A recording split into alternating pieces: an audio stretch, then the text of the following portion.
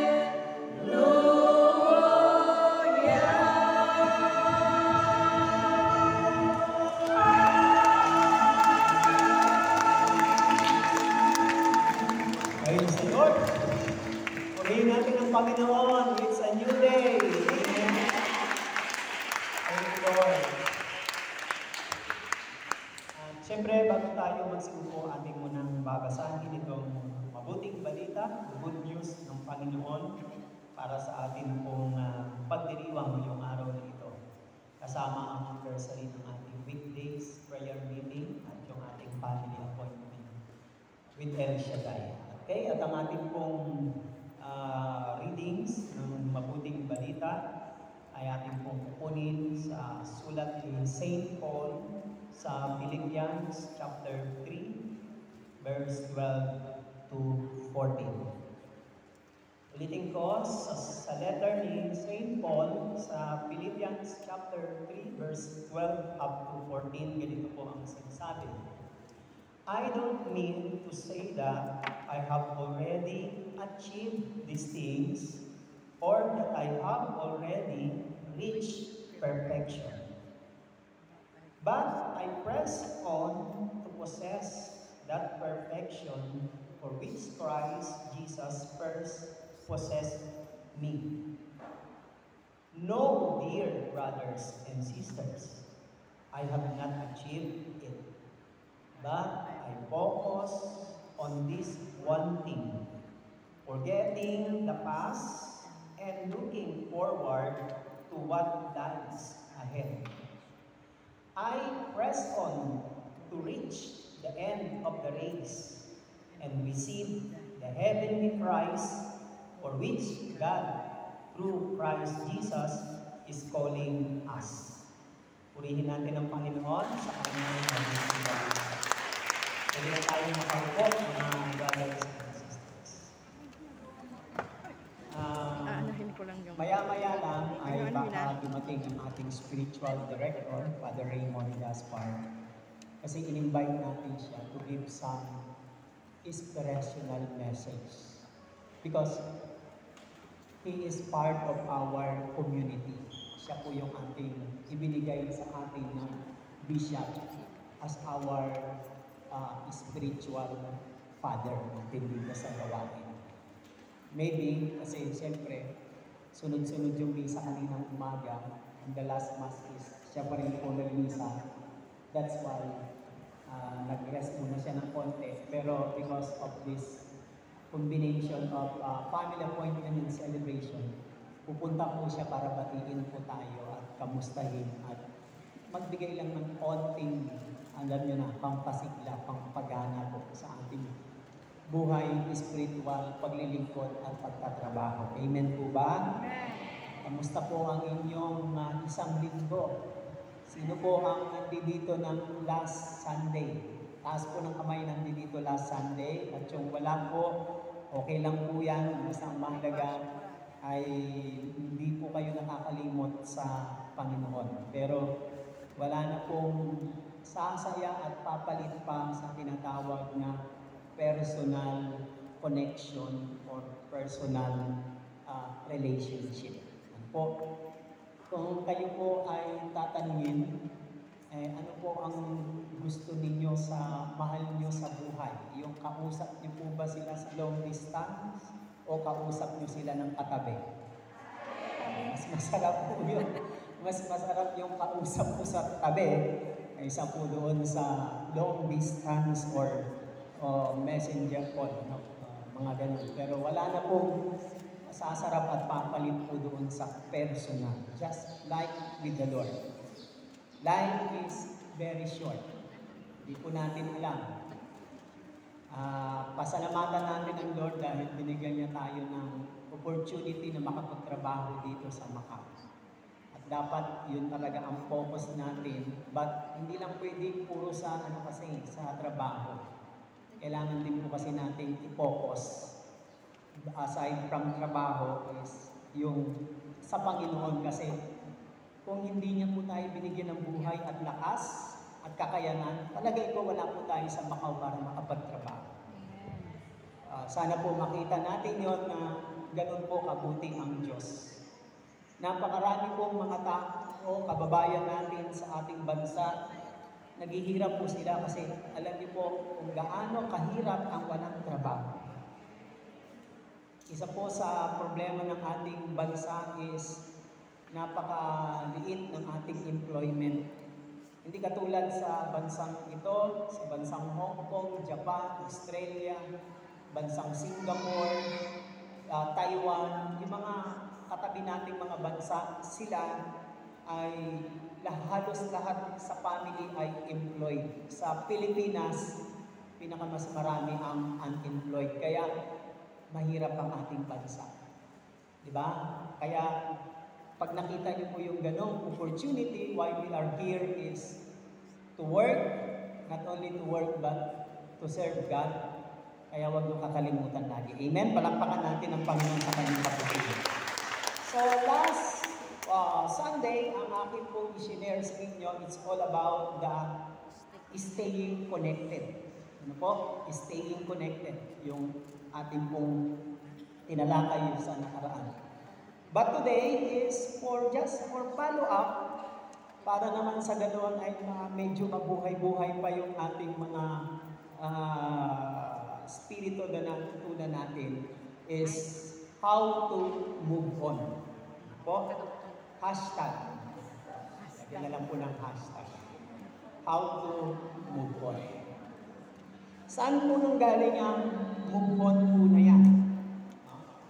Yung po kasi sinabi ni St. Paul sa verse 12. Hindi sa nakamtan o naabot, narating ko na ang mga bagay na ito. Ano po yung mga bagay na yon? About his goal, his life, his dreams or ambition. Hindi sa nakamtan ko na yon, nakaabot na ako, nakuha ko na yon. Hindi sa sinasabi ni Paul. Hindi sa na-achieve ko na, already achieved these things. Another word niya sa verse 12, hindi rin sa ako'y ganap na. Sabi niya, hindi dahil sa ako ay, ang ginamit kasi dyan na word perfection. The word perfection, this is not the word of the saints sa tinatawag na hindi nagkakamali. Hindi po ganun ang ibig sabihin ng perfection dito. What Paul says here is being mature. Iba yung perfect sa mature po magkaiba po yun. Pag sinabi pong mature ay yung taong ganap na kaya niyang balansehin, tanggapin, hawakan at i-manage yung mga bagay na meron sa kanya. The opposite of mature is immature. Kaya nga nahihirapan mo tayong makisama kasi may mga kasama tayong immature. Yung kahit anong napakita mong tama at mabuti, hindi niya pa rin mag-get, hindi niya pa rin masakyan kasi immature. Hindi dahil sa na-reach ko na ang perfection, na nakamtan ko na ang pagiging ganap, ngunit sinisikap kong maisakatuparan. Yun po, but I press on. Press on, ibig sabihin, nagsisikap magpatuloy. Kaya nilagay ko na lang po ay move on. Alam niyo po, sikat na sikat po yung salitang move on. Kaya gusto kong sakyan ngayon yung salitang move on na ito po, mga kapatid. Alam ko po na marami po sa atin na may iba't iba pong karanasan sa buhay. Mahirap po ipaliwanag ang mga karanasan natin sa buhay. Pag pinilit niyo po unawain at ipaliwanag sa inyong terms ang mga karanasan sa inyong buhay, masisiraan po kayo ng ulo. Ride on na lang. Sakyan mo na lang. Diba? Pati yung takbo ng panahon. Kasi, ma-discourage po tayo. Sa asawa, sa anak, pamilya, sakit, bahay, trabaho, amo, employer, kaibigan, kasamahan, lahat, karamihan dyan ay nagbibigay talaga sa atin ng sakit. Kaya pag nasasaktan tayo, para na tayo nalulubog sa kumunoy, na para bagang sa atin ay parang hindi ka na makaalis doon. When I look, the word move on is to go on to a different place or different subject or activity, etc. Ibig sabihin, ikaw ay tutungo doon sa iba't ibang lugar o mga bagay o mga gawain, activity. Yung makakaalis ka sa isang lugar na gusto mong puntahan, tunguhan, na doon ka makakaranas ng tinatawag na kaginhawaan. Move on. So, isa pang nakita ko is moving on from bitter or painful experiences in life to seeing new hope in life. Yung pong nakaranas ka ng mapapait na karanasan sa buhay, kung kanino man po galing yan. Yung pong nakaranas ka ng masasakit, mapapait at masasakit na karanasan sa buhay para makita mo ngayon, makita mo yung bagong pag-asa. Bagong pag-asa na binibigay ng Panginoon. Sabi nga nila, there is hope, meron talagang pag-asa. At totoo po yun, mga kapatid. Habang tayo po ay nabubuhay at kumikilos, gumagalaw, binibigyan tayo ng Diyos ng marami pang pag-asa. Kaya nga lang po, may mga taong buhay pa, okay pa po sila, malakas pa po sila at meron pa po silang magagawa, pero sila na po ang kumikitil o pumapatay ng kanilang pag-asa. Because of they cannot move on. Amen? And hope and pray, mga kapatid, na kahit sa simpleng maipaliwanag ko sa inyo, nang sa ganoon ay magkaroon po tayo ng inspiration na gagamitin natin pag tayo po ay makakaranas ulit ng mga bitter and painful experiences na nagdadala sa atin para tayo po ay malubog. Kaya, moving on. Amen? Okay, buti na lang, naging intro pa lang ako at dumating si Father. Kaya napakaganda talaga ng timing. Amen? Okay?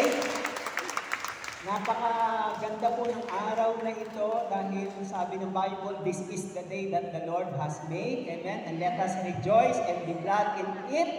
And I would like to welcome ating pong binigay sa atin ng Panginoon para tumingin po sa ating buhay spiritual. Hindi na lang siguro sa buhay spiritual aspect, pati po sa mga ano-ano man pong problema po natin. Ano po, bigay po siya sa atin ng Panginoon sa ating community. And He is part of our fellowship, our community, dahil bigay siya sa atin ng Panginoon. At kaya po siya natin isinama ngayong araw na ito kasi para mabigyan niya tayo ng pagbati at higit sa lahat ng inspirational message. And I would like to welcome our beloved Father Raymond Gaspar.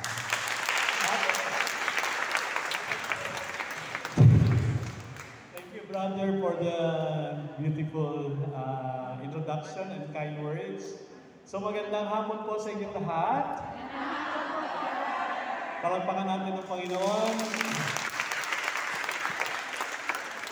So una-una po, bumabati po ako sa Macau El Shaddai DW XI PPFI Prayers Partner International. So mula po nung nagsimula tayo ng ating Tuesday and Friday na prayer meeting, naka 8 years na tayo ngayon, no? Di ba? So, punong-puno ng pagpapala, palakpakan po natin ang Panginoon. Ang tawag po natin dito, anniversary, ano? So, siguro po, kumuha tayo ng inspirasyon sa Biblia tungkol sa anniversary. Okay. Alam niyo po, yung pagdiriwang ng anniversary, yan ay minana pa natin, ano? Mula sa lumang tipan, no? Kasi po, nung ang mga Hebreo, na alipin po sila sa Ehipto, so alam niyo yung mga Hebrew people, hopeless na po sila. No? Wala na silang pag-asa na makalaya pa sila. Tinanggap na nila, tayo ay talagang alipin na forever and ever. Amen. Hallelujah. Parang hindi hindi na kami sa kakayanan namin, sa nakikita namin, ay hindi na kami makakalaya dito. Tinanggap na nila yun. Pero ang kamay ng Diyos ay gumalaw at hiniram si Moises at si Aaron na sila yung ginamit ng instrumento ng Diyos, para sila ay makalaya sa pagkaalipin. So, napakalaking utang na loob ng mga Hebreo yung pagkaligtas sa kanila sa pagkaalipin. At sila nga po, maraming mga pagsubok dito, at sila po ay dumaan doon sa dagat, di ba? At nung sila'y nakadaan na doon sa dagat, ang sumunod na doon ay ang tipan ng Diyos. Ano po yung tipan ng Diyos? Ako ang inyong Diyos, kayo ang aking bayan. I am your God, and you will be my people. I belong to you, and you belong to me. Ang tawag po natin dyan, tipan, covenant. No? Para din sa mga mag-asawa, di ba? Pag nag-asawa kayo, sasabihin ng lalaki, I belong to you, you belong to me. Sasabihin din naman ng babae, I belong to you, you belong to me. So ang tawag doon, tipan, covenant. No? Kaya sa mga may asawa po, ingatan niyo po yung tipan ninyo. Di ba? Ikaw at ako lamang. Pagka may pumasok ng iba dyan, ang tawag natin doon, third party, diyan nagiging magulo ang buhay ng tao. Amen? So ngayon, after po noon, dahil sinabi ng Diyos, ako ang inyong Diyos, kayo ang aking bayan, so tayo ay merong special bonding. Hindi na tayo maghihiwalay. Kahit anong mangyari, hindi ko kayo iiwanan. Kasi yan ang tipan ko sa inyo. Kahit na kayo ay nagkasala, hindi nasisira yung tipan. Mahal ko pa rin kayo. Amen? Para ding mga anak ninyo. Di ba yung anak ninyo kahit paulit-ulit na nagsisinungaling sa inyo, paulit-ulit na gagamitin ko yung word ng loloko, di ba? Kailangan ko ng ganito mama sa school, kailangan ko ng project na ganito. Pero hindi naman. Kung minsan ang project daw 500, hihingi sa inyo 750. Overprice. Mahilig mag-overprice, no? Pero kahit na alam niyong overprice, hindi na kayo kumikibo.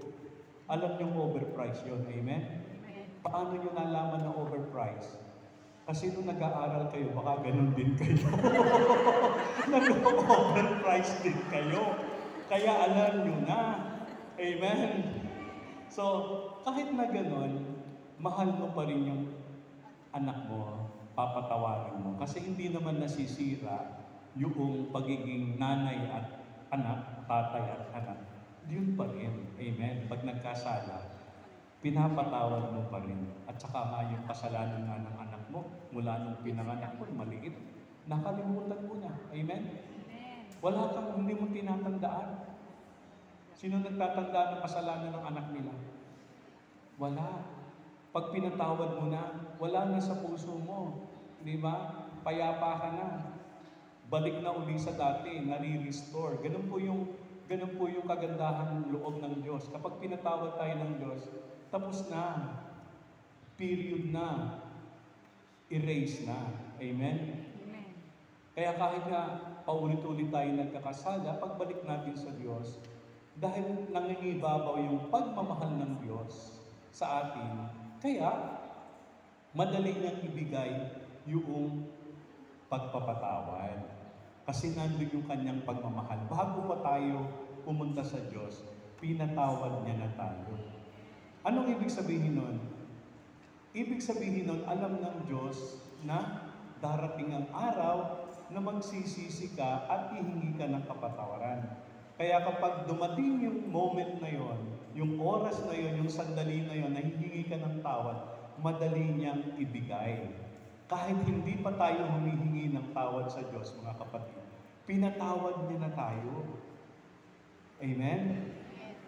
Kasi meron na siyang maibibigay na patawad kasi meron na siya sa kanyang puso. Kakaiba naman yung ibang tao na, hindi naman siya lumalapit sa akin, hindi naman siya nagsosorry. Bakit ko siya patatawarin? So, iniingatan yung hindi pagpapatawad sa puso. No? Okay. So, katulad ng mga kasalanan ng anak, nakakalimutan ka agad. Kung tatanungin ko po kayo, kumusta naman po yung kasalanan ng biyanan ninyo? Hindi nyo makalimutan. Hindi nyo makalimutan kasi baka hindi nyo pa pinapatawad. Father, bullshit talaga yun. Father, hindi naman nangihingi ng sorry. Parang hindi naman nagbabago sa buhay niya. Di ba halas? No? Pangalawa, kumusta naman po yung mga kasalanan ng mister ninyo? Wala na. Wala na yung mister. Ay! Sorry po. Wala na yung... So, ibig sabihin niya, halimbawa, katulad ng biyanan ninyo, mister ninyo, o kaibigan nyo na nagkasala sa inyo, patawarin niyo po. Para noon, kapag dumating yung oras na humingi sila ng tawad, madali niyong maibigay. Amen? Hindi ka na mag-i-struggle. Hindi ka na mahihirapang ibigay kasi pinatawad mo na kahit hindi pa siya humihingi ng tawad. Amen? So, palakpakan natin ang Panginoon. So, ibig sabihin nun, magaan na yung pakiramdam mo. Nilinis mo na yung puso mo. Hindi po ba ang basura, saan nilalagay ang basura? Sa loob, sa labas? Sa labas. Yung mga sakit ng loob, palagay niyo po, basura? Basura. Hinanakit? Basura. Tampo? Basura. Bakit ilalagay natin sa loob? Itapon natin yun. Amen? Gusto ni Yahweh, palaging magaan. Magaan ang buhay. Dapat itinatapon natin yan, inaalis natin yan. Kaya kapag humingi sila ng tawad, madali mo maibigay. Kasi pinatawad mo na. Amen? So, matagal na magaan yung kalooban mo, yung puso mo. Pero nung humingi sila, diba? Pag hindi ka kasi nagpatawad, akala mo lang magaan ang buhay, pero ang hirap. Halimbawa po, bago kayo pumunta ng Macau, dumating kayo dito, halimbawa 2015 o 2018, di ba? Bago kayo pumunta dito, kagalit niyo yung kapatid niyo, yung kapitbahay ninyo, o yung hipag mo, kagalit mo. 5 years ka dito o 7 years ka dito. Hindi mo siya nakikita, okay lang. Akala mo, okay ka na. Pero nung pakso sa Pilipinas, nakita mo pa lang yung buhok niya, nag-aapoy ka, bigla na naman, babalik na parang kahapon lang kayo nag-away. Kasi yung basura, hindi inalis. Kaya after 5 years, nangangamoy na. Nangangamoy na, mabaho. Kasi hindi pinatawad. Akala mo lang nawala na sa'yo, pero nung nakita mo siya, ayun, balik na naman. Pero kung pinatawad mo na siya, umuwi ka after 5 years, no? Malapit na akong mapagsakan. After 5 years, pagbalik mo doon, magaan na kalooban mo, nakita mo siya, di pwede mo isang batiin, di ba? Siya na mahihiyang kumano sa'yo. Baka sabihin niya sa'yo, sis, sorry nun O di okay. Sa tuwa mo, bigyan mo pa siya ng chocolate. Di ba? Baka nagpadala ka pa ng mooncake, sabihin mo sa anak mo, di ba? Nak, tita mo, bigyan mo ng mooncake ha. I mean, masaya ang buhay. Amen? Amen. So, ngayon, paggunita yan paggunita. Diba? At bago ko iwanan yung topic na yun. At saka po kapag nagpatawad na tayo, yung si Lord kasi, nagpatawad siya, gusto kitang makasama. Muli. Gusto kitang makatabi. Gusto ko okay ulit tayo. Gusto ko repair yung relationship natin. Yun yung pagpapatawad ng Diyos. No? Yung gusto kitang makasama. Kaya nga ang Diyos, kapag nagpatawad, pag humingi tayo ng tawad sa Diyos, meron bang sinasabi ang Diyos? Wala naman. Mararamdaman natin na parang niyakap tayo ng Diyos, gumaan yung kalooban natin. So, ibig sabihin niyan, okay na tayong dalawa. Pinatawad na kita. Gusto kitang makasama. Dapat po ganun ang nagpapatawad. Gusto kitang makasama. Hindi po pwede yung halimbawa galit ka sa biyanan mo. Tapos magpapasko. Sabi ng mister mo, Ma, pare mo na si nanay kasi ganun lang talaga yung masalita lang yun. Papasko ngayon, di ba? Give love on Christmas Day. Sabi mo naman sa mister mo, sige na, pinapatawad ko na yung nanay mo. Ay, salamat. Thank you. Pero, wag na wag siyang pupunta dito sa Pasko. Ang hirap no? Pinatawad mo, pero ayaw mong makasama. Hindi tunay yun. Ang Diyos tunay. Pag pinatawad tayo, gusto ko kasama kita, balik ka dito. Amen po ba? So, ganun. Kaya makikita nyo, ang tunay na nagpapatawad, magaan ng loob. Pangalawa, gusto ko siyang makasama. Hindi pwede yung pinatawad mo yung mister mo, pinapatawad na kita sa pambababae mo. Pero huwag mo naman kakasapin, ha? Nasaan yung reconciliation? Na ano yung na-repair? Di ba kapag nagkakasalan, may nabobroken kasi, may nasisira na relationship, di ba? Okay. Pero alam nyo kung minsan, tandaan nyo po ito as we move to go back to the 8 years, the past years.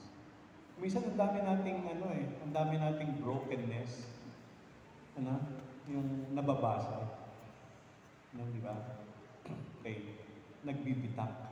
Kuminsan daw po, ginagamit ng Diyos yung mga bitak ng buhay natin. Parang sa karsada, di ba? Kapag nagkabitak na, pag umulan, yung tubig pumapasok sa ilalim. Tama po ba? Ganun din, kapag yung bubong natin, may mga butas na, pag umulan, may mga patak na penetrate na yung tubig. Kaya ang gagawin natin ay naglalagay tayo ng timba doon sa patak. O kaya naman naglalagay tayo ng batya. Tama po ba? Amen, di ba? Tapos sasabihin mo sa mister mo, bumili ka nga ng Volcasil doon sa bayan. Kita mo yun, umakyat ka doon, tapos lagay mo ng Volcasil para matakpan yung butas.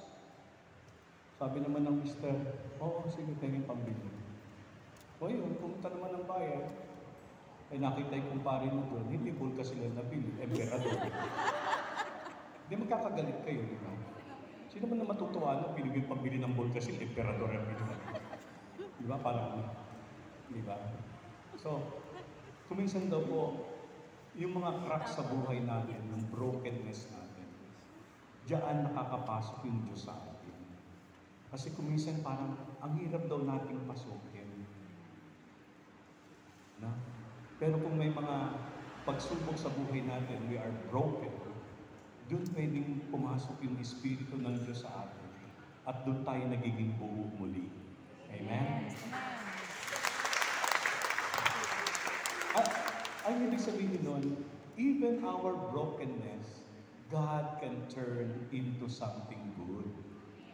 Kaya kung tayo po'y dumaranas ng mga pagsubok, kalungkutan sa buhay, hindi yan dahilan para tayo iwanan ng Diyos o parusa ng Diyos kasi pwedeng gamitin niya ng Diyos na makapasok siya sa atin.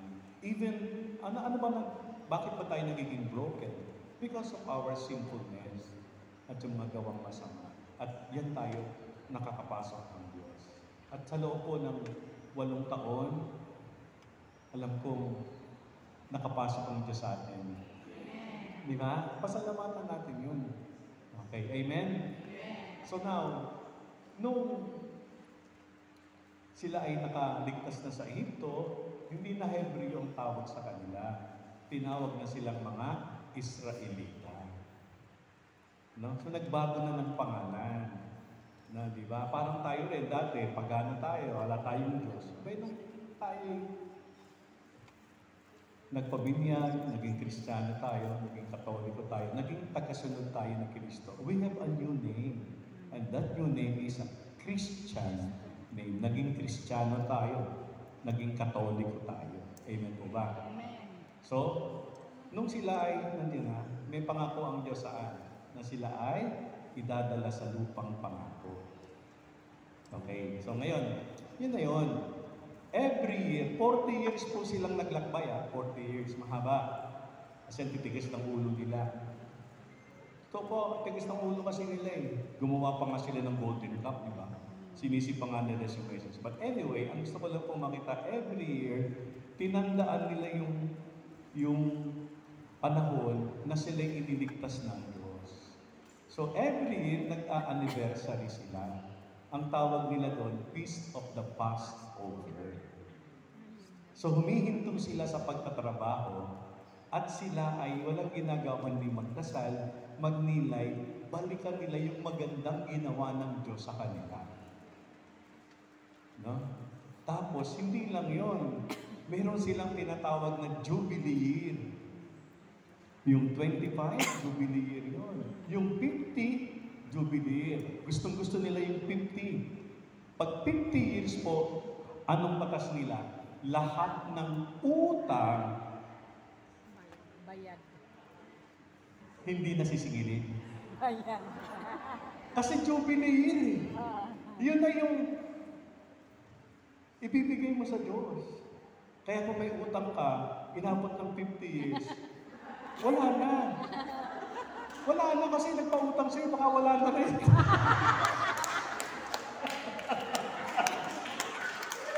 Hindi mo. Sorry. Totoo po yan. Mag-usap ba kayo sa Biblia? Yung Jubilee Year is a year na lahat. Kung merong sinangla sa yung lupa, pag Jubilee Year, ibabalik mo yun, walang babayaran. No? Walang babayaran. Okay. So kasi yun po, yung pag-alala ng anniversary, yan ay pagkilala na narating ko ito dahil sa Diyos. Amen. No?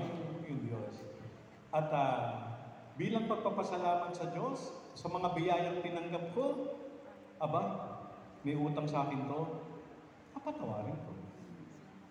Baka mas marami pang ibigay ng Diyos sa iyo. Amen. No? Ganun po, kahit po sa telepono natin, kapag yung telepono natin o computer natin nagkakagulo-gulo na, anong ginagawa natin? Nire-reset natin. Alam niyo po yan? Nire-restart natin. Pag nire-restart, babalik siya dun sa dati. Pagka Jubilee, babalik tayo sa dati. Amen? O kaya ngayon, anniversary natin, babalik tayo sa dati. Ano yung babalikan natin? Yung ating desire, no? Yung paghahangad, na magpuri, magpasalamat, ibigay ang buhay sa Diyos. Amen po ba? Kaya yung tinatawag natin, anniversary. Di ba? So tayo 8 years, no? Pag nag-Jubilee Year tayo, lahat ng utang papatawarin po, Jubilee Year yun Anniversary. Gusto ko lang pong tanungin. Ako po, nag-anniversary ko 30 years nung naka-last year, di ba? 30 years na. Di ba? So every year, binabalikan ko yung nung naging pari ako. Kahapon po may ordinasyon, binabalikan ko nung naging pari ako. No? So ang sarap po kasing balikan. Kasi isang biyaya lang po na tinanggap ko yun sa buhay ko. Hanggang ngayon, nagbibigay po ng biyaya ito sa akin. Yung pagiging pari. Siguro po kung lumayo na ako kay Lord, nawala na si Kristo sa buhay ko, baka hindi na ako pari ngayon. Tama po ba? O kayo din po, di ba? Babalikan niyo yung panahon na dumating ang Diyos sa inyong buhay. Kasi minsan lang yun. Pagkatapos nun, yung Diyos na tinanggap niyo nun, mag-form kayo ng relationship sa Diyos. So hindi na mawawala yun, hindi na mapuputol. Amen po ba? Amen. Kaya kayo, 8 years, ibig sabihin, hindi naputol. Kasi kung naputol na, wala ng 8 years. wala nang anniversary, di ba? Tanong ko lang po kayo, sino po yung mga nag-celebrate ng kanilang anniversary ng kasal last year? Isa. Dalawa. Tatlo. Apat. Lima. Eh yung iba. Anniversary na. Ano anniversary? Ano anniversary? Dapat anniversary. Di ba? Amen. Oh, di ba? So, ayun po. So now, when we go yung anniversary katulad nito na binabalikan natin, ang binabalikan natin dyan, yung pagdating ng Diyos sa buhay natin at yung mga biyayang tinanggap ng Diyos sa atin. At kailangan tayong mag-reset. Amen? Amen. No? Mag-reset yung mga basura sa puso natin, alisin natin. No?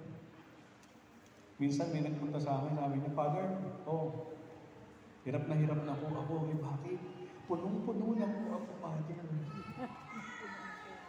Anong punong-puno? Lahat na lang po na nangyayari sa buhay ko, Father, tragedy. Asawa ko, anak ko, lahat na, Father. Hindi ko na po kaya, punong-puno na po ako.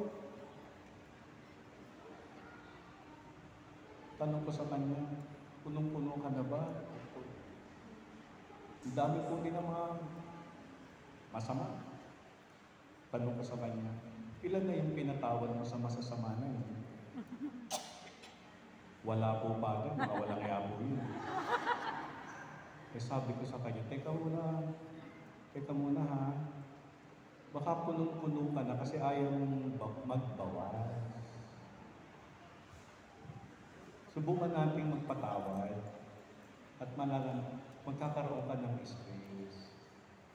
Pangalawa, sabi ko, kailan ka ba huling nagsimba? Simba? Nung Pasko po yata partner. Kailan ka ba nagdasal? Pag naalala ko po siya, sabi ko sa kanya, siguro maganda kapatid, no? Kaya siguro punong-puno ka na. Kasi wala nang space. Puno na wala nang space. Baka wala nang space si Lord sa buhay mo. Sabi ko, mag-try tayo ha. So, subukan mo kaya maglagay ng space. Magbawas ka ng konti at ilagay mo si Kristo doon sa puso mo. Baka may pagbabago sa buhay mo. Subukan mo yan. Opo, Father. Tapos matuto kang magpatawad, tuto kang magdasal, pumunta kay Lord. And then after some time, siguro mga 3-4 months, nagkita kami ulit. Sabi niya, Father, salamat. Bakit? Magaan na po ako ngayon. Bakit? Kasi nagbigay po ako ng space kay Lord. So brothers and sisters, na mga may bigat po ang dinadala sa inyo, give space to the Lord. Kaya umupo si Jesus diyan. Bigyan mo siya ng space. Kasi pag ikaw lang, hirap na hirap ka dyan. Di ba? Ang bigat-bigat na. Kapag mabigat na po, no? Kailangan magbawas na. Amen? Kumisa mabigat dahil sa puro masama, kasalanan ginagawa natin. Okay, so, brothers and sisters, ganun po, no? As we remember our anniversary, God's coming to our lives for 8 years, no?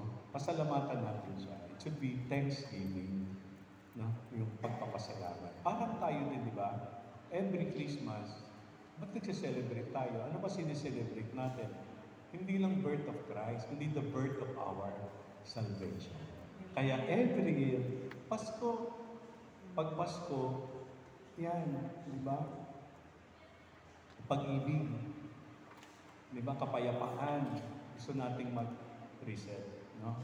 At bago po ako magbukas, no, tutuloy na lang ni brother yung reflection natin. Hindi ko po alam, sino na po yung nakapagsimba sa kanina umaga dito? Tingnan ko lang. Ayan, karamihan. Yung iba wala. Meron din akong kwento. Ulitin ko na lang po sa mga nakaulit. No? Gusto ko pang mag-end dito kasi ito po ay buhay ng mga migrants workers. No? Nung ako po ay nasa Belgium, siyempre, Sa mga migrants po ang aking main mission doon, katulad po ninyo. So merong isa doon na nagsabi sa akin na, Father, bakit po kaya ganun? Ano yun? Palagi po ako may hinahanap sa buhay ko, palagi pong kulang. Sabi niya sa akin. So, ano yung ibig mong sabihin na palaging kulang? Hindi ko alam, Father. Noon po, pangarap ko makatapos ng college. Nakatapos naman po ako, naging professional teacher po ako. Pero parang kulang pa din po, Father. Parang may lungkot pa rin, may nahanap pa po ako sa buhay ko.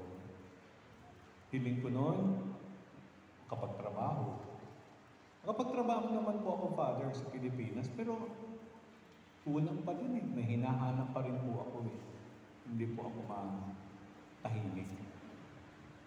Nangarap po ako na, sabi ko kay Lord, makapagtrabaho sana ako sa abroad. Ibinigay naman ni Lord. Binigay naman po. At andito na po ako sa Belgium ngayon. Kumikita na po. Noong time na yun, times 57. Kasi 1 euro equals 57 pesos. Ang laki-laki kinikita. Pero kulang pa din po. Nagsikap po ako. At ako po, naging supervisor na ngayon sa company na pinagtatrabahuhan ko. Yung gusto ko po, binibigay ng Diyos. Pero parang kulang pa din po. Akala ko po noon, Father, kapag dalaga pa po ako noon, akala ko po kapag nakapag-asawa, magiging masaya na po ako. Pero bakit ganun po, Father? Ang dami po palang challenges sa buhay may asawa. Hindi po pala palaging masaya. Amen? Kulang. No? Kulang pa din po. At ayun po, hindi ko alam po, Father, ang dami-dami ko namang tinanggap na biyaya kay Lord, college graduate, sa work ko, successful, may pamilya naman, pero bakit kulang? Ang sabi ko sa kanya, nagsisimba ka ba kung linggo? Pagka maluwag po schedule ko, Father, nagdadasal ka ba? Pag naalala ko po siya. So sabi ko sa kanya, ganito ha, magsimula tayo sa pagsisimba. So, give time. Kahit 1 oras sa 1 linggo. Ang dami-daming oras sa 1 linggo eh. Isang oras lang yun. Give time to the Lord. Isama mo sa schedule mo si Lord. Ang problema kasi sa atin, ang dami-dami natin nililistang pupuntahan at gagawin, pero hindi kasama si Lord doon.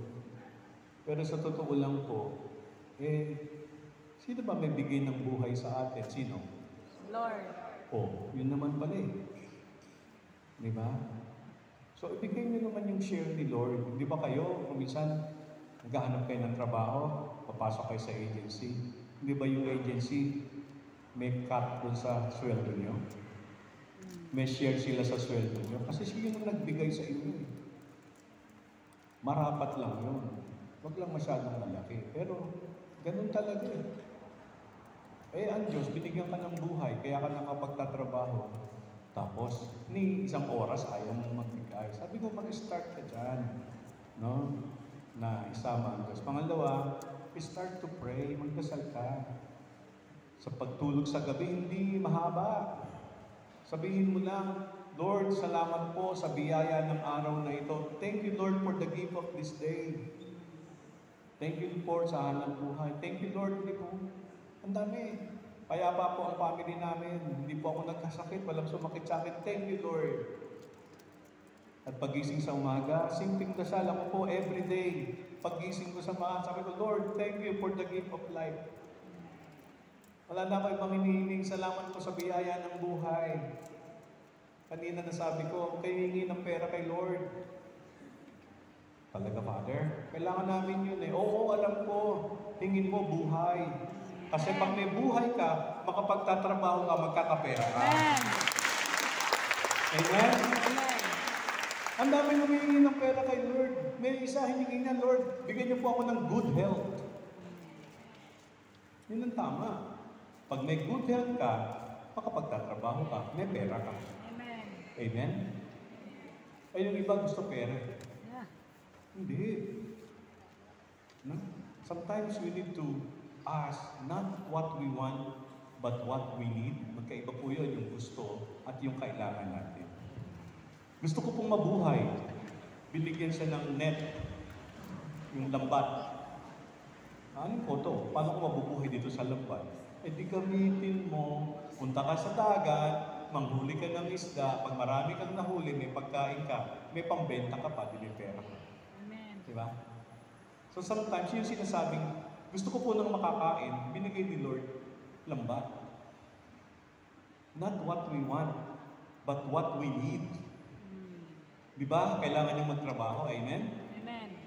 Oh, kailangan mo, bago ka makapagtrabaho, kailangan mo ng buhay, kailangan mo ng good health. Yun lang ang hilingin mo kay Lord. Paggising mo, Lord, give me good health. At ako po, every time na ako po ay bababa doon sa aking apartment, lalabas, namimisa sa labas o may bibilin, I have a simple prayer. Protect me, Lord, and keep me safe. Simple lang. And then I pray Our Father or Hail Mary. Simple. Pakisabi nga po yan, protect me, Lord, and keep me safe. Yes, every day. Kaya malakas ang loob ko. Kahit saan ako pumunta kasi alam ko, sasamahan ako ni Yahweh. Sasamahan ako ni Lord, di ba? Yun, simple prayer. Hindi mo kinakailangan ng napakahabang prayer.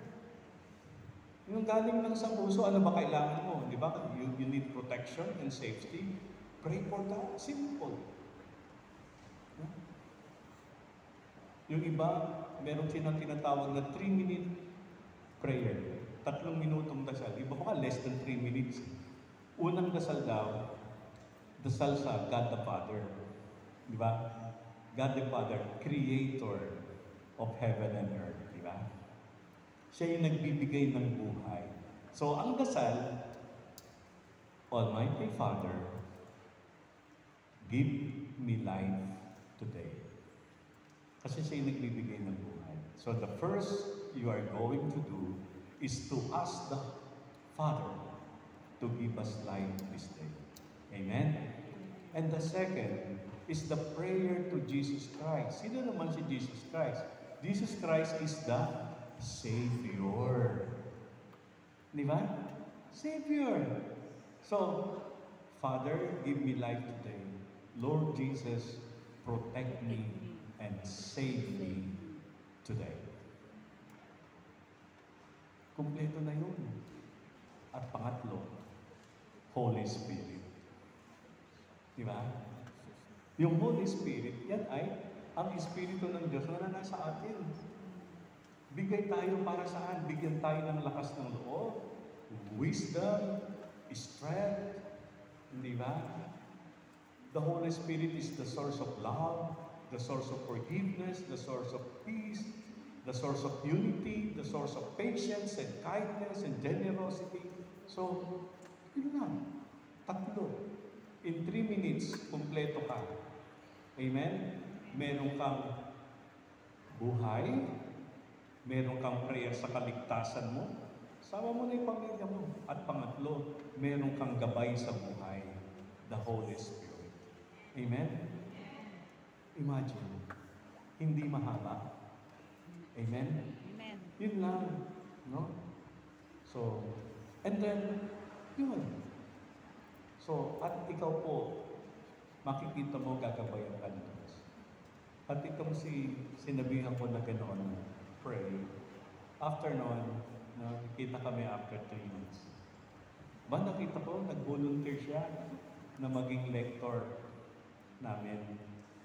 No? Nung nagbabasa po pagkamisa. At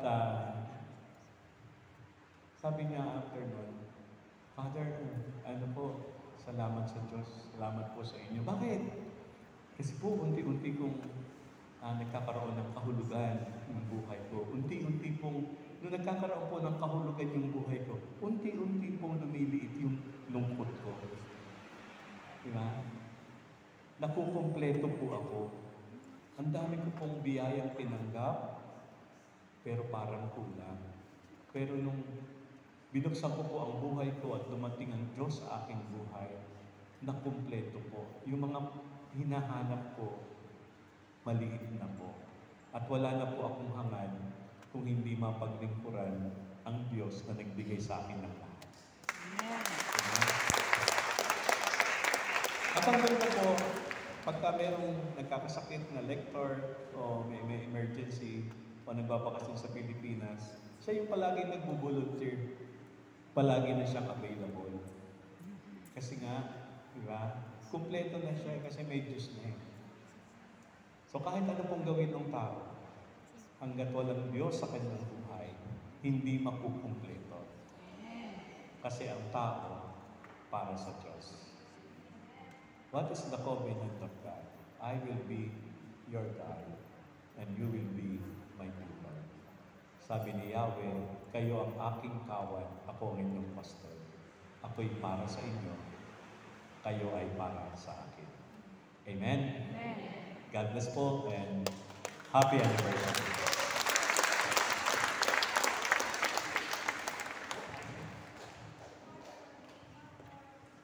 Praise the Lord. Hallelujah. Sarap talaga makinig. Hallelujah. Alam niyo po, habang nakikinig po ako kanina, doon lang, sa gilid, natatouch po ako sa ganung mga pangungusap ni Father. Simpleng mga salita na nangyayari sa buhay ng tao. That's why, sa totoo lang, parang ayaw ko na nga mag-share, mag-preach ngayon. Kasi, ano na ako, busog na ako blessed na ako Just like you, na, na-touch tayo dun sa needs natin, not our wants. At totoo nga na ang Panginoon po ang pumakatagpo sa kailangan natin. Amen. At yung kailangan natin through that inspirational message ni Father Raymond is yun yung nagbigay sa atin ng inspirasyon para sa araw na ito. Amen? Palakpakan natin ang Panginoon. At syempre, we have hanggang 3 o'clock lang po tayo, promise. At dahil doon sa napakinggan nating inspirational message na yung mga nagrema sa akin ng mga word is una po yung we have to reset the word reset. Yung cellphone po natin pag naglalaging na po yan, mabagal na, ay meron po yan dyan sa setting na factory reset. Mabubura lahat yung mga phone book, mga pictures, mga videos. Ang matitira lang doon ay yung naka-built-in na apps sa cellphone pag nag-factory reset. Kanina sabi niya yung computer natin, laptop or desktop, meron din po yung tinatawag na reprogram or reset. Tapos yung nagrema pa sa akin ay yung brokenness. Yung mga kabiguan sa buhay natin, yung mga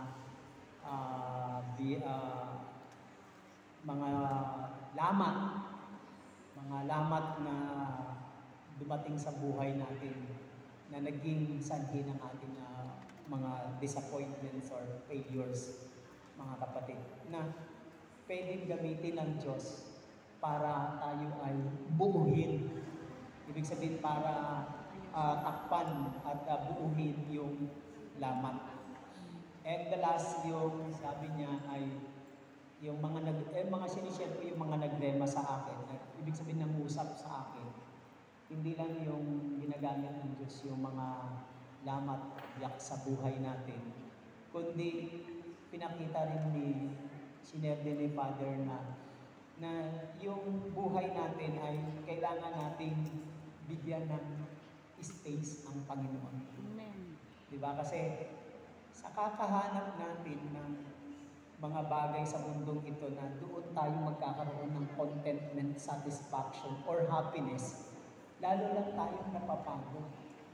Yung ang dami mo nang ginawa, Ang dami mo nang pinuntahan, ang dami mo nang tinapos, pero parang hindi ka pa rin nakakakuha ng satisfaction, contentment, or happiness.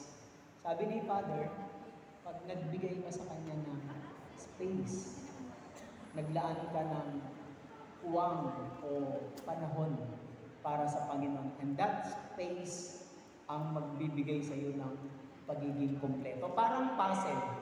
Diba tayo po ay naglalaro ng mga puzzle. Kapag merong kulang dyan na isa, kahit buo na yung at kulang pa ng isa, hindi pa rin siya masasabing buo. Nabubuo lang yung puzzle at sasaya ka at makakaramdam ka ng joy and happiness pag nakuha mo yung isang wala, kulang sa isang puzzle. Ganun po. Yun po yung tatlong nangusap sa akin. Kaya, I'm so blessed today and I hope you too, kayo rin po ay na-bless sa sinunod ng ating spiritual director. Amen? And by the way, because almost 2:45, okay lang po, magsasalita pa rin po ako. But hope and pray na babalik po kayo sa susunod na Sunday. Itutuloy po natin ito. Itutuloy po natin itong gusto kong i-share. Gusto ko po kasi gagamitin ko na rin po itong opportunity, itong pagkakataon na ito, gagamitin ko po ito kasi marami sa atin ang hindi pa po ako kilala. Nakita na po ako, na-meet personally or friend sa Facebook. Pero marami po sa atin ang hindi pa ako kilala. Ang point ko is maraming ginawa ang Diyos sa buhay ko na maaaring hindi niyo pa narinig. Kaya gagamitin ko po ito kung paano rin po ako nakamuha. Gagamitin ko pong illustration muna paano ako nakamove on. And then the next Sunday, ibibigay ko po yung steps dyan para tayo ay maka-move on, makapagpatuloy. Makalipat sa isang place from the place na kung saan tayo po ay ginugumo, tayo po ay nilulugmok, tayo po ay pinahihirapan, then makakawala po tayo doon because of how to move on. Nakilala ko po ang Panginoon noong 1988. 88 po. Napakatagal na po ng mga kapatid. Palagay ko, iniisip niyo na kung ano na edad ko.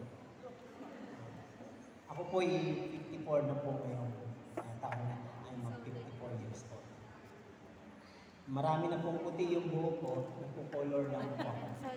Sa katunayan ng first week ng pagdating ko, September 28 po ako dumating, nakapag-color na po ako ng buhok ko doon sa Pilipinas. Kaya nga lang pagdating ko dito lang yung brown sa taas, puti naman yung lahat sa gilid, paikot. So hindi balance eh. Merong isang sister na nagmalasakit. Brad, hindi pantay ang kulay ng buhok mo. Pantayin natin, ayusin natin. Okay, sige. Nakakahiya naman tumanggi, baka may sculptor. Sige po, sige, okay. Magandang loob, sige po, okay.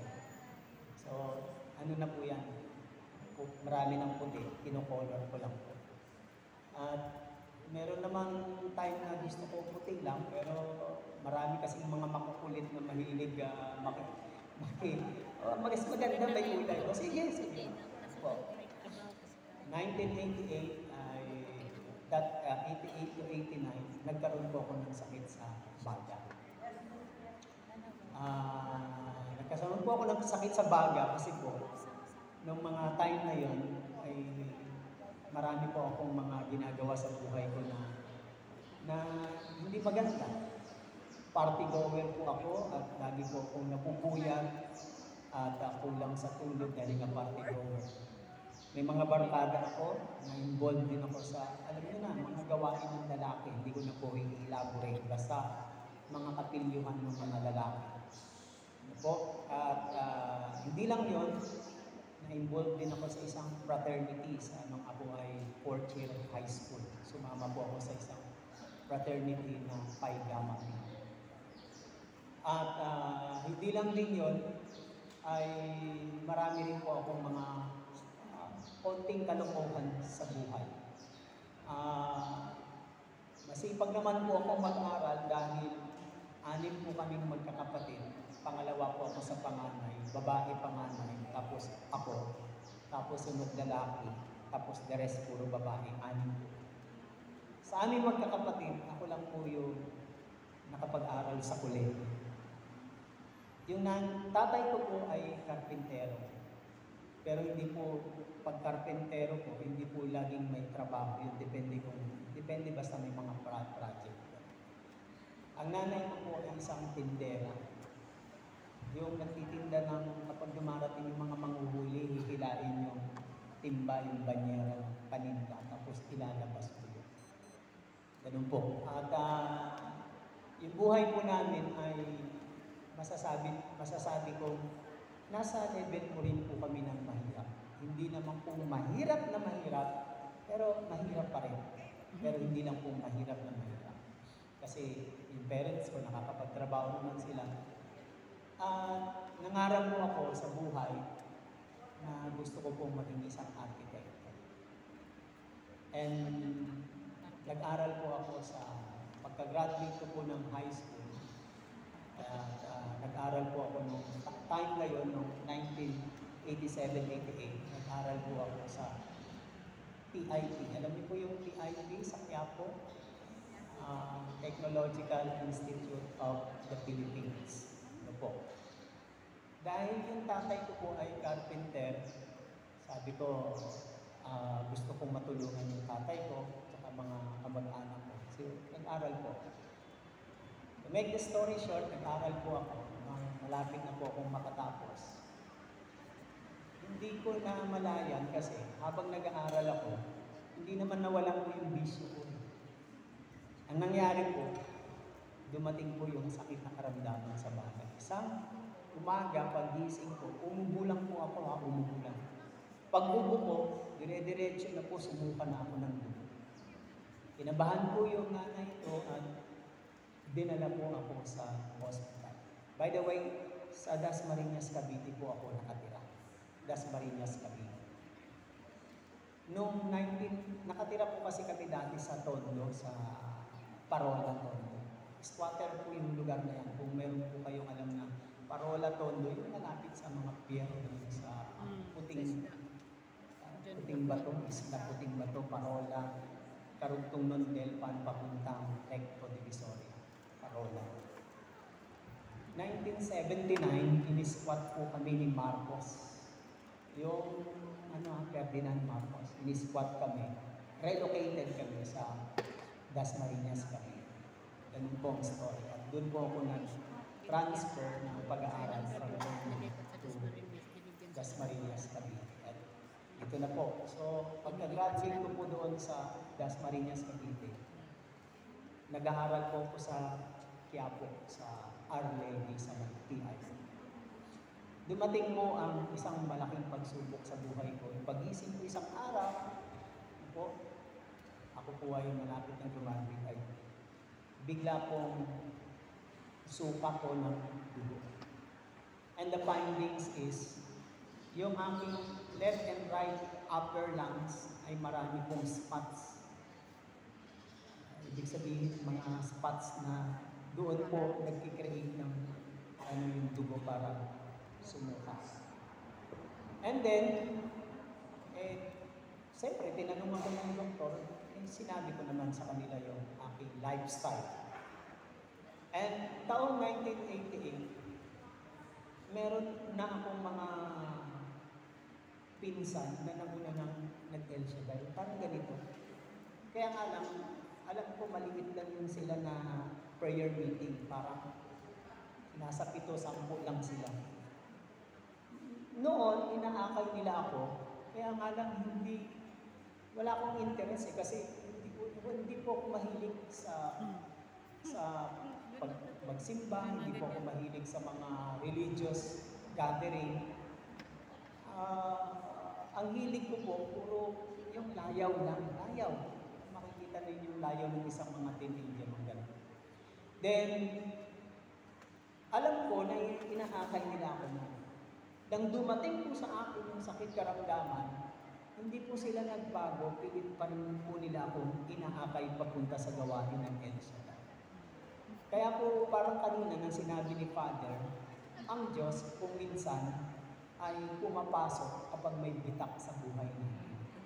At yun na po siguro yung bitak na yun na nakapasok siya sa akin. So, nag-join po ako sa kanila. Pag-join ko po sa kanila, ang mga kanta kasi nila doon parang pang nursery rhyme eh. Yung, ang mga ibon, nagtatanda, is the day that the Lord has made.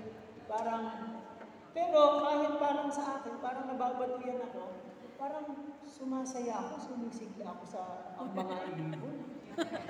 Sumisigla ako, mga ganun eh. Parang may kakaiba akong joy na nararamdaman. Then, umulit-ulit na maten ako doon, pero mahinang-mahina pa ako.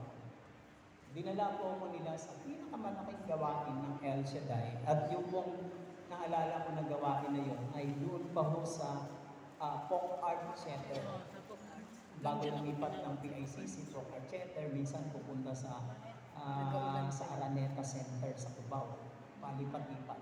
Pero Folk Art Center. It was 1989, month of October. Ang gawain pa ho on linggo, hindi po Saturday, linggo pa. Hindi naka-attend ako. Doon, lalo akong na-amaze. Kasi galing po ako sa maliit lang na prayer meeting na ilang piraso lang, ilang tao lang. Tapos napunta po ako sa libo-libong napakaraming tao. Habang nag-healing na po si Brother Mike at nagpe-pray na po siya, nagpe-pray over na po siya, napataas po ako ng kamay.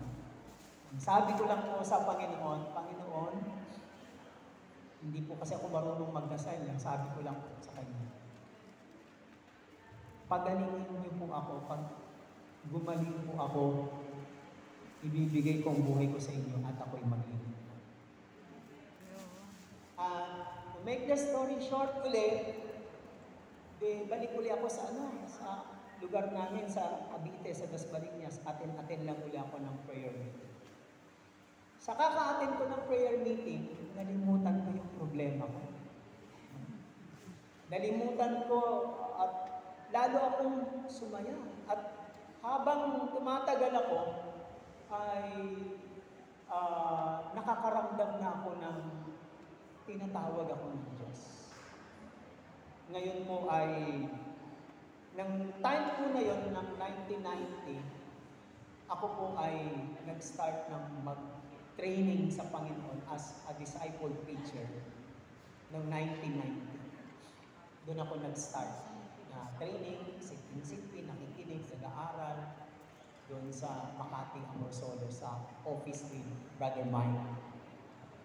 But pero bago dumating yung training na yon is, ako po ay sinabihan ng doktor, sabi sa akin, 6 na buwan akong iinom ng gamot doon sa lungs. Hindi lang po kasi sa baga mismo meron pang mga ibang gamot na combination dahil sa baga, hindi lang yung para talaga sa lungs. Meron pang kasama, hindi ko na matandaan kung mga gamot na ito. Dumating ang crisis sa buhay namin, ang sabi ng parents ko, wala na daw kaming pambiling gamot. Kung ako lang ang gagastusan, baka hindi makapag-aral ng aking mga kapatid. And in fact, sabi ko sa inyo kanina, ako lang po ang sa magkakapatid, ako lang po ang nakapag-aral sa kolehiyo. Then, kinabahan po ako kasi pag hindi daw po itinuloy yung 6 na buwan na yun ng inuman, lalala daw po sakit sa baga. At alam niyo ba na kainom lang ako 1 buwan at 3 linggo. Almost 2 months. Yung narinig ko na delikado pag hindi nagtuloy, baka mamatay ako, etc. Kasi nga, yung sakit na sa baga ay pag hindi na kumpleto at natuloy, pwede daw po mamatay. Alam niyo po, naghahalo po yung aking pananampalataya sa Diyos, naghahalo rin po yung kaba at takot dahil hindi na nga po ako umiinom. Alam niyo po, di dumating ang panahon, nagpa-check up po ako. Alam niyo po yung padadaanin ka sa sputum laboratory test, yung dadahak ka, 3 beses sa umaga, 3 beses mong gagawin yun sa umaga, dadahak ka, wala pang kain, bumog, o basta kain o intake. Dadahak ka ng malalim at ilalagay mo sa maliit na cup, tapos isasubmit mo doon sa laboratory. Iko-cold procedure nila yon. Doon nila i-examine kung yung dahak mo o dura mo ay active o hindi na active. And then, to make the story short ulit, natawag po ako ng doktor after the cold procedure, after mga 2 weeks po yata yun. Pinaliwanag niya sa akin, ganito po yan kasi Mr. Beresio. Sabi niya sa akin, yung mga spots na yan sa baga, parang sugat. Sugat na nagtutubo. Ngayon, dito sa sputum laboratory ito, walang nakitang bakterya. Ibig sabihin, ikaw ngayon ay clear at magaling na. Wow, praise the Lord. Kaya nga lang, sa tuwing mag-a-apply ka ng trabaho, pag may chest x-ray requirements, maku-question yun sa x-ray kasi parang peklat yun eh. Yung sugat, pag nagumaling, parang peklat. So, maku-question ka lagi dyan. But don't worry, kasi clear ka na. Alam niyo, lumalabas po ako sa laboratory na hindi po ako makainig. Hindi ako makainig. Doon po ako naniwala na ang Diyos ay naghihimala. Amen. Amen. This is part of my calling. Tinawag ako ng Panginoon because gumawa siya ng himala sa akin. Kung hindi siya gumawa ng himala sa buhay ko, mga kapatid, palagay ko, wala ako dito ngayon sa Macau. Wala ako dito. Kasi iba ang ambisyon at pangarap ko. Hindi ko po pangarap maging disciple, preacher, missionary, o maging laiko. Wala po sa hinagaw ko yun. Walang-wala po. Iba po ang mindset ko.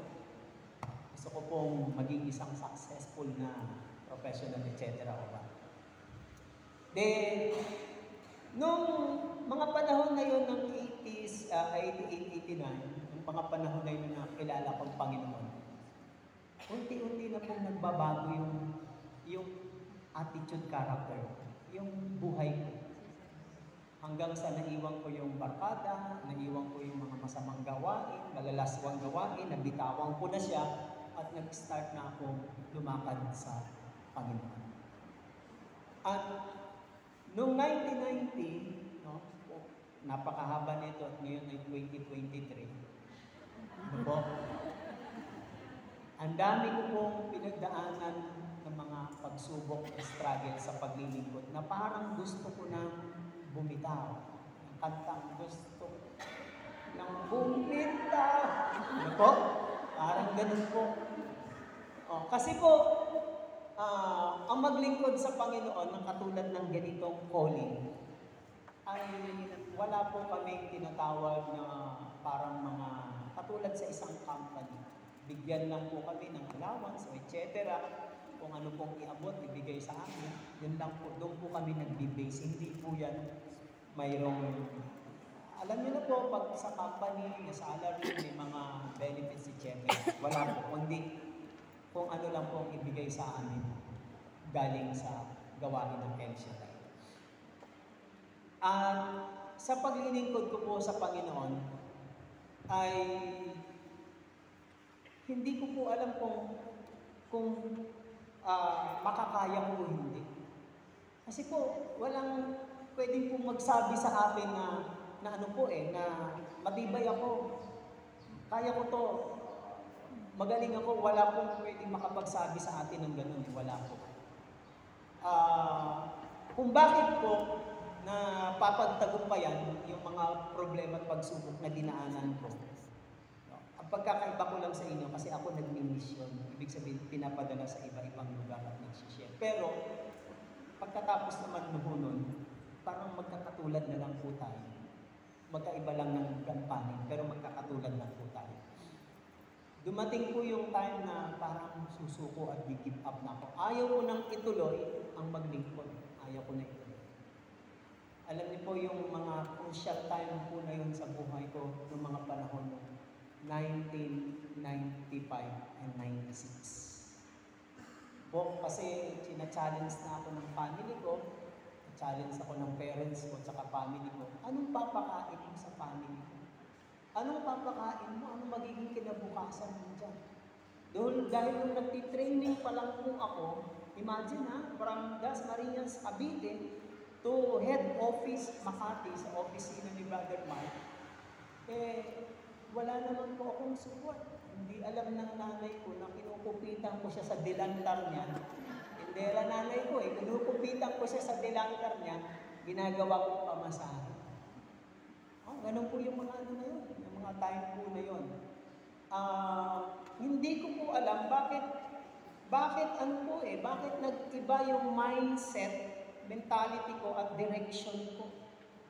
Umiba yung direction ko. Hanggang sa napagtagumpayan ko po yun, hanggang sa dito na po ako binigyan ng family ng Panginoon. Dito na po sa paglilingkod. Nag-start po ako binata, dito na po ako binigyan ng pamilya. Hindi ko po maikwento sa inyo. Time to time, pag mag-talk po ako siguro, little by little, isasama-sama ko para nang sa ganun makilala niyo po yung pinagdaanan ko sa paglilingkod. Ang nakita ko po kasi ganito, yung kabutihan at katapatan ng Diyos. Imagine, from sickness, sa sakit na baga, from doon sa kalagayan na parang mababago pa ba ako? May direction pa ba buhay ko?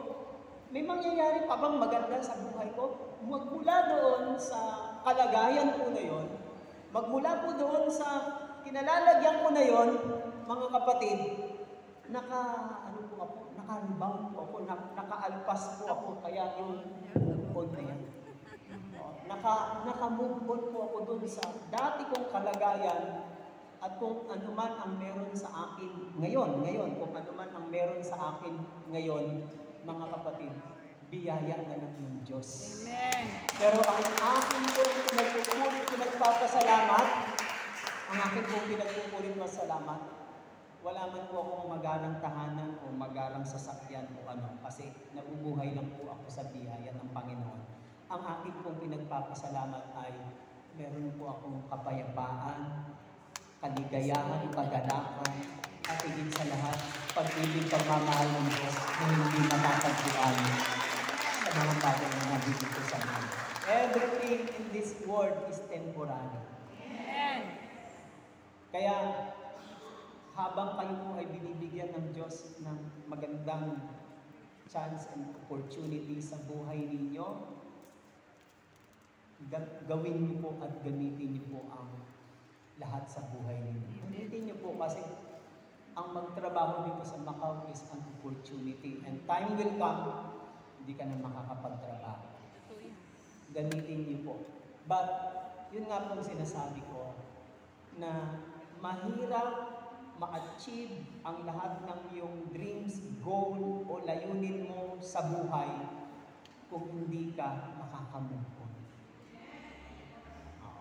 And God's will, God's desire, and God's will and plans for you and for me, for us, is to maka-move on tayo.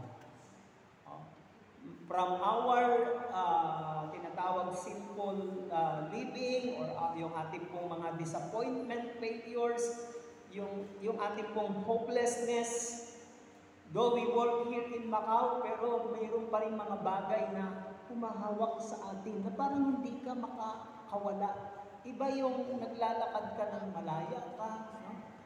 yung nabubuhay ka ng palaya ka, hindi mo kailangang marangya, maborga, maganda ang damit o mga appliances o gadgets para lang mabuhay ng masaya, mga kapatid.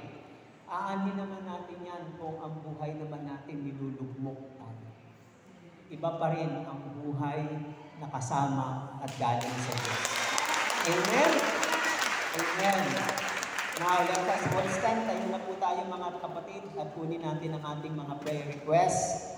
Babalik po tayo sa next Sunday para alamin natin at pagpatuloy natin. Taas natin awakan natin ang ating mga dala, mga prayer requests, mga